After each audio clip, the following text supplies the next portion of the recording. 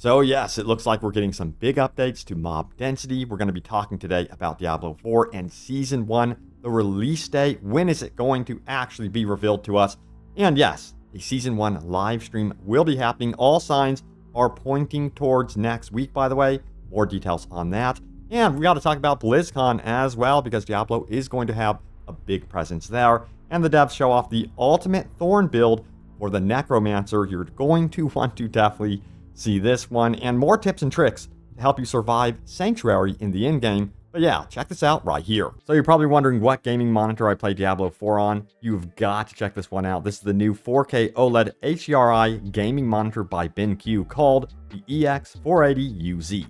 I'm still speechless about this monitor. This is by far one of the most impressive gaming monitors I've ever experienced, and it's superb for both PC gaming and, yes, console gaming as well. So first up, this is a beautiful display at 48 inches with an OLED panel running at 4K UHD resolution with a smooth and fast response rate at 0.1 milliseconds gray to gray, meaning say goodbye to any annoying ghosting.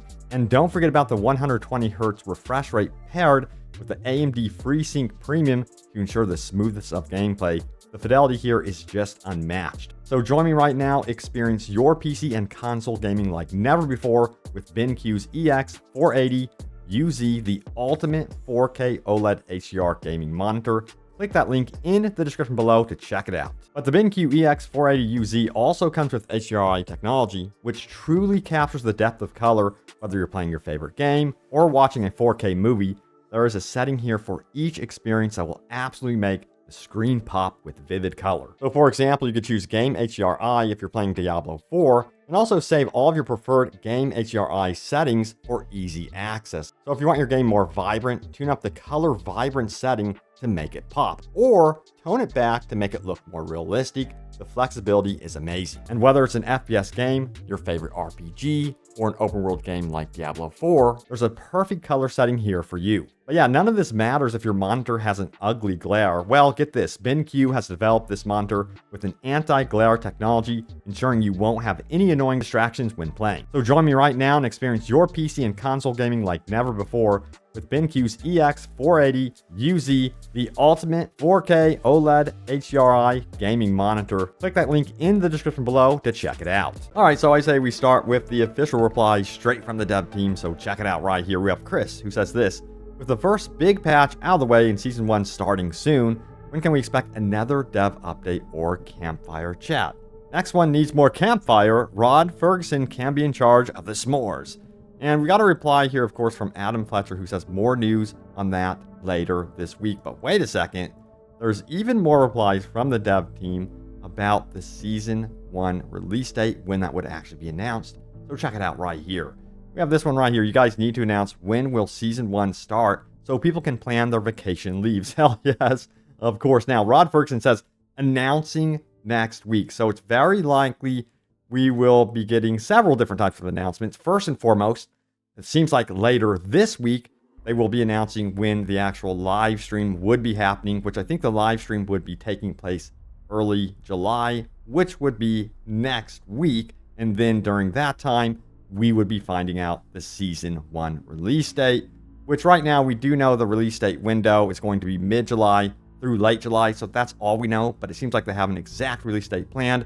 Can't wait to hear more about that one. I'm crossing my fingers that it's actually like mid-July. That would be awesome.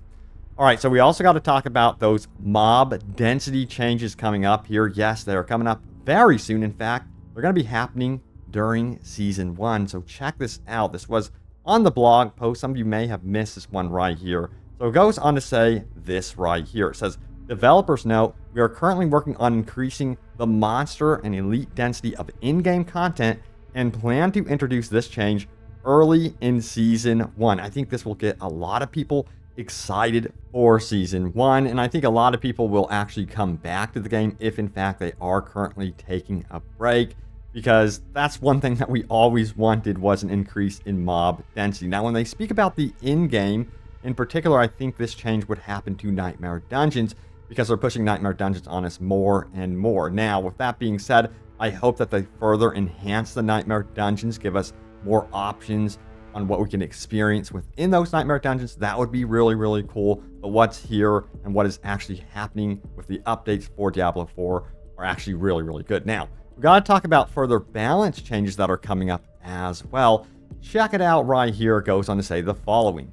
Developers note, we're continuing our efforts to make all class builds feel fun and powerful with another round of balance updates. In particular, we have seen community feedback stating that basic skills aren't impactful enough in combat. Now, these changes will not change the fundamental relationship between basic skills and core skills, but we hope that they help smooth out the leveling experience while we explore additional ways to strengthen them.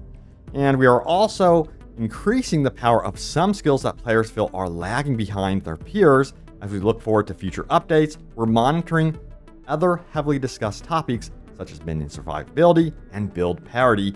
Please keep sending us your feedback, and we'll see you in Sanctuary. So they want more options for everyone when it comes to builds. It's one of the bigger problems the game is currently facing right now, is the fact that once you get into the end game, in my personal opinion, and from the opinions of many others, is that you're kind of forced into a particular build no matter what currently. So it sounds like they really want to open up the options. I'm hoping that they get some of those options in Season 1. We'll have to see what they say on stream, but yeah, it'd be nice to have that. Now, we got to talk about the Necromancer because Rod Ferguson posted out a really cool video here. Check it out right here. It says, for those asking, what does Thorns do? With my Necro build, watch the boss's health as he blows fire onto my skeleton warriors. Let's check out the video right now. It's pretty cool because it shows the capabilities of Thorns versus this boss. Look at the boss's health. Currently, it is just whittling away as it continues to, oh my god, to attack. That is absolutely crazy powerful. So you can see what you can ultimately do with the Necromancer Thorns build. Most impressive indeed. And yes, God, I cannot wait to really start my Necromancer. I'm conflicted on what I'm going to do for my Season 1 character. If it's going to be ultimately a Necromancer, Sorcerer, or Rogue. I'm literally torn between all three of those right now. Sound off what you think I should actually do. Alright, so we got to talk about BlizzCon right now. Adam Fletcher goes on to say this, BlizzCon is upon us. First wave of tickets is July 8th, and he highlights this post right here. So yes, tickets will be on sale July 8th and July 22nd, but when is BlizzCon actually happening? So let's get into this. It says after 4 years away, BlizzCon is returning to Anaheim, California on November 3rd through the 4th. Now, they do go on to say that Warcraft, Diablo, and Overwatch will be present, so it's likely we will be hearing more about Diablo during this time, of course, which is really exciting, but they're going to have, I guess, huge installations and experiences that you can actually walk through, experience Sanctuary firsthand. Yeah, it sounds like it's going to be quite something else, and I cannot wait to see what this actually looks like, because it seems like they're going to be, I guess you would say, overdoing it in some ways on this one this year. All right, so we have this one right here. Wonder if Diablo 4 Season 1 will coincide with the con. And Adam Fletcher says Season 1 is mid to late July, so yeah. I think there was some confusion related to that one, but he cleared the error on that. Now, Unique goes on to say this, hi Adam. Is the team aware of the crashes on Diablo 4 for PC happening to loads of people since most recent patch? Many reports on the forums. And the reply here is yes, they are investigating. So if you are experiencing more issues on PC, they're looking into it currently. By the way, mentioning PC performance, I do need to mention this. It's running smoother for me lately. I don't know what has happened. I have adjusted absolutely nothing. And guess what? It is running very, very smoothly. So I'm back on PC now. I know I said in my previous video, I'm going to be on Xbox Series X until this is fixed. But right now, it's definitely running better. So that's excellent news. Again, I didn't change anything. Let me know what's happening on your end when it comes to, the PC version of Diablo 4. Xbox Series X for me is just smooth as butter. All right, so here is another question. Check it out right here. It says, can we add the ability to change your cursor color? And the response is, team has seen that feedback, and I believe it is planned for the future. So it looks like you will be able to change up the cursor color in the future, which I think is going to be great. A lot of people complain that, hey, I'm losing my cursor in all the battle. If that is happening to you, one thing that has helped with me is just increasing the cursor size. That is actually an option in your options menu that you can do. I think there's like 3 or 4 different settings here. I have it on like medium so I can see my cursor, because beforehand it was completely getting lost in the battle for me personally. So yeah, this has helped me big time. All right, so we've talked about Nightmare Dungeon tier list. We have an actual update to this. This is fantastic. Check it out. It says right here, Nightmare Dungeon tier list map. And you can see how he has it sorted across the map. I'm going to throw this link in the description below so you can have this resource available at hand for when you actually play the game. And I think that's going to help a lot of people for sure. Now, we got to talk about this one because I just mentioned PC performance issue, but people are still talking about it. So strange. Extremely laggy after 6.27 Diablo 4 update. Anyone else running into the same issue? Game ran fine before the 6.27 update, but now it's so choppy that's basically unplayable. I made absolutely no changes to the game or any of my computer, so my guess is it had to have been the patch. Yeah, and a lot of people were like, yeah, it seems to be happening to me as well. Several replies. It's just hit or miss right now. So I'm curious to see what happens when I hop on today, if I'm going to be, again, experiencing the weird stutters and jitters on PC. All right, so we've got to talk about a really cool tool that was recently developed. Check it out right here. It says, hack your items to re-roll the stats that you need. It says, hi everyone, Mobilytics has released their gear affixes chart that you can see here or with this link. So let's go check it out first and foremost, shall we? So if we expand this, it says gear affixes chart, and this is amazing because this is super helpful to basically determine what type of stats you want to acquire on the gear that you are re-rolling. But they've also discovered by doing this for specific classes, you have a higher chance of rolling those specific affixes that you are seeking. So let's get into this a little bit further. Head back to the post. It says, after you take a quick look at the infographic, you'll quickly spot that some classes have fewer roll options in their pool and therefore have a better chance of rolling the item you need. Now, with all the gear affixes at hand, we can actually game the system while re-rolling. Get an item that's almost perfect but misses max life, for example. Then you could stash that item. Then you have make barb alt, unlock the occultist by completing a dungeon that gives you a power in the Codex of Power, and then finally re-roll item on barb alt. It says this can also be used to get affixes that your class can't normally get, like plus damage with dual wielding weapons, or plus damage with skill that swap weapons from rogue on your barb, or plus lucky hit chance while you have barrier from sorcerer on your necro. So you can see how you can play with this and really pull off some cool stuff. Now it says, it's also explained in this video. I'm going to throw this all in the description below, but this tool is extremely helpful and it's like a shortcut to getting the affixes that you need quickly on your gear. So I think it's going to help a lot of you out in the future. All right, so we've got to talk about this one as well. So if you actually do get a new mount option, customization option as like a loot drop, you can actually kind of drop it on the ground and have your own little Sebastian. Check it out right there. I thought this was freaking hilarious. But yes, this makes me want pets even more. I don't know, seeing this, man, it'd be cool to have pets in Diablo 4. Now, some of you may roll your eyes about that. But hold up now, let me explain. I think pets would be amazing because they just add an option for Nightmare Dungeons where you can actually teleport from dungeon to dungeon. Now, of course, to keep you in that experience, the only thing that brings you out of that experience currently is the fact that you have to go back to town, sell your items. But with a pet, what you can do is just drop your items to your pet and have that pet go back to town and sell it for you or put it in your stash for you. I think this would be extremely useful if, say, you wanted to stay in the Nightmare Dungeon rotation experience without going out of town, and it would just make the flow of that experience much better. Some people just want to do that. So having that option at hand would be really, really cool, I think. And I think they could pull off pets that do fit into the theme of Diablo 4 for sure. All right, so we got to talk about this one as well. It says, saw someone else post this button delay, 512 upvotes. So people are definitely talking about it. And it says this, someone else posted a little while ago, but I'm on PS5, and ever since the most recent update, I've encountered a ton of button delay. I'm on a sorcerer, and whenever I try to teleport, use Frost Nova, or Ice Shards, I'll press the button and nothing happens. I have to press the button 2 to 3 times for it to register. I thought it was my controllers at first, so I went out and bought another controller this morning, and same issues. Yikes. Anyone else having this issue? My buddy's on Xbox, and he's having it as well. So it seems like it's definitely something that has cropped up since the latest update. But yeah, as noted, it's happening to people on PC as well. And they had this before the patch. But it seems like it's creeping its way perhaps into the console world. We'll see what Blizzard has to say about this. Hopefully they do respond about it, and they have a fix in upcoming patch. Now remember, we do have a pre-season 1 patch coming up here as well, so we're going to be getting some more fixes actually kind of soon as well.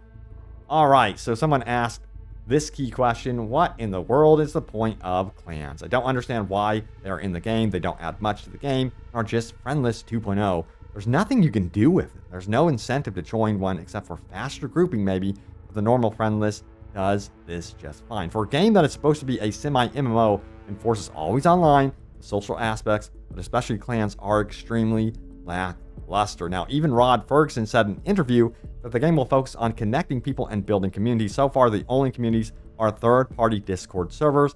They don't even have one of their own. They just partnered with one and have no actual responsibilities. There isn't even a simple roadmap to give a heads up on what the overarching goal is with social features and clans in the future, even if it is seasons ahead. I don't get it, and it's one of the biggest disappointments so far. So yeah, all they've said, they've been very vague about this, by the way, is they plan to expand the social features in meaningful ways constantly and consistently. So yeah, it seems like from what I can guess, we would be getting more clan features. And yeah, we already got the option to teleport into dungeons. That happened very quickly. But will they have it where you head to a dungeon, for example, and you're at the entrance of that dungeon and you have the option to also matchmake? I'm hoping that they have that. They've had it in previous Diablos. So yeah, I'm expecting these things to roll out over the next, year. That's me speculating. But again, that's what I think that they would want to accomplish. All right, so now it's time to get into your top comments. Remember, leave a comment down below. It can end up right here in a future video, but I also like to highlight my YouTube members. So that's that little join button. And yes, if you become a YouTube member, your comment will definitely be seen and most likely end up in a video. But also you get access to some really cool emotes. So check it out if you see that join button. And don't be afraid to post a comment because I will definitely see it. All right, so first one comes from Beardo Fett, who says, enjoying the tiny buff for my druid. It's not a large change, but I can see the difference. Waiting to see what Season 1 brings and how we will need to start new characters. Thank you for the content. Excited for your next upload. Appreciate that. And yeah, a lot of the buffs were somewhat tiny for, of course, the classes. But overall, I think what is here is great. My Barbarian, he feels so good right now, so I'm definitely not complaining. And got to remember that they do want to do further balance changes, so I don't think they want to overdo it and basically throw off the game, because I think they're going to show us what they actually want to do here by Season 1 and that pre-season patch. All right, next up we have this one right here. How do you say this name? It is Carla Riggs, who says, can we talk about how there hasn't been much mention of improving the inventory systems?